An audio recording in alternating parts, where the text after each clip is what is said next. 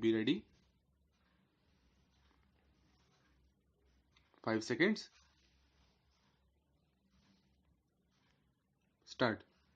Mr. Deputy Speaker, Sir, I rise to support the demands for grants of the Ministry of Food and Civil Supplies. This ministry has to perform mainly three types of roles. I will refer to those roles and express my views regarding the performance of this ministry in that respect. Public distribution system has to be looked after by this ministry. With that system and with the other powers which the ministry has, it should also succeed in holding the price line of the essential commodities. This is the second role which this ministry has to perform. The third role, according to me, which is also the most important, is the role to protect the consumers and protect their rights as consumers of this country. As far as the public distribution system is concerned, no doubt at present there are about 3,40,000 fair price shops in this country. If we fix up the target as one fair price shop for 2,000 people, then also they fall short of this target, and at least 4 lakh fair price shops will have to be established in this country if we want to achieve the target of one fair price shop for every 2,000 people.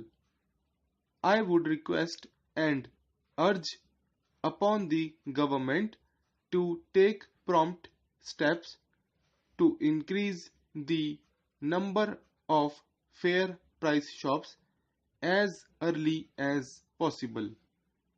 Through these shops only the public distribution system can work.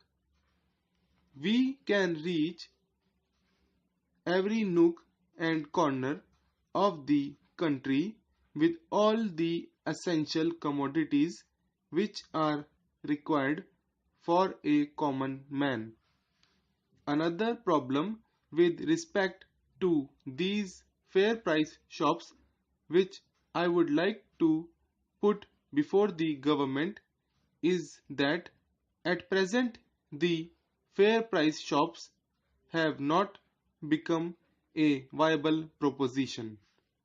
As far as cities like Mumbai are concerned, where we call them ration shops, nobody is now coming forward to take charge of any ration shop or to open a fair price shop. Therefore, rethinking will have to be done in order to make these shops more viable. Some more margin will have to be allowed.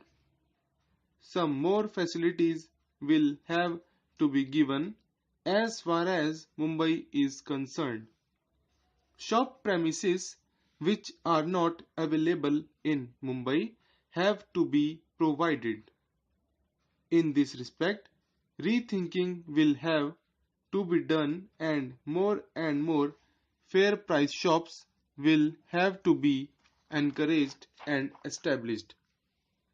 In view of the time which is at my disposal, I will not go into the details of this, but I may urge upon the government that production of bumper rabi crop may not generate a sense of complacency, and we should still concentrate on these fair price shops as far as the whole country is concerned.